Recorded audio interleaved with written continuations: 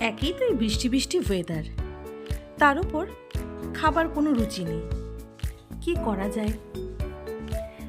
তাই কর্তামশাই কাল রাতে হঠাৎ দেখছি রান্নাঘরে ঢুকে দারুণ সুন্দর একটা রেসিপির আয়োজন করেছে। তো যাই হোক, আমিও দাঁড়িয়ে দাঁড়িয়ে রান্নাখানা দেখলাম আর ভিডিও তুলে নিলাম। তো দেখছি প্রথমেই কিছু আলু, বেগুন, টমেটো সেদ্ধ করে নিয়েছে, যেগুলোকে ম্যাশ করে রেখেছে। আর এইদিকে শুকনো লঙ্কাগুলোকে লাল লাল করে ভেজে তার মধ্যে দিয়ে দিল পেঁয়াজ কুচি।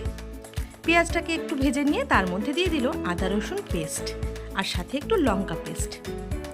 এবারে দিচ্ছে গুঁড়ো মশলা, ধনের গুঁড়ো, জিরে গুঁড়ো, হলুদ আর নুন। এগুলোকে দিয়ে এটাকে বেশ খানিকক্ষণ কষাতে হবে।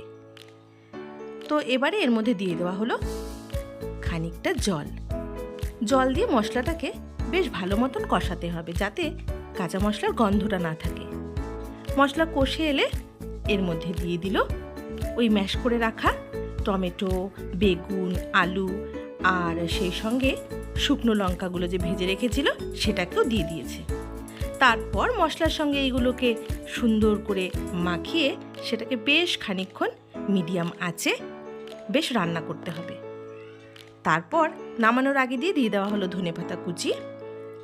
এটাকে বেশ কিছুক্ষণ কষিয়ে যখন এটার থেকে একদম তেল ছেড়ে এলো, নামিয়ে নেওয়া হলো। আর রাতে বৃষ্টির মধ্যে গরম গরম ভাতের সাথে ঝাল ঝাল এই ভর্তাটা খেতে কিন্তু দারুণ লেগেছে। তা আমার এই ছোট্ট রেসিপিখানা, আমার বলবো না, আমার কর্তামশাই রেসিপিখানা কেমন লাগলো তোমরা জানিও। বাই।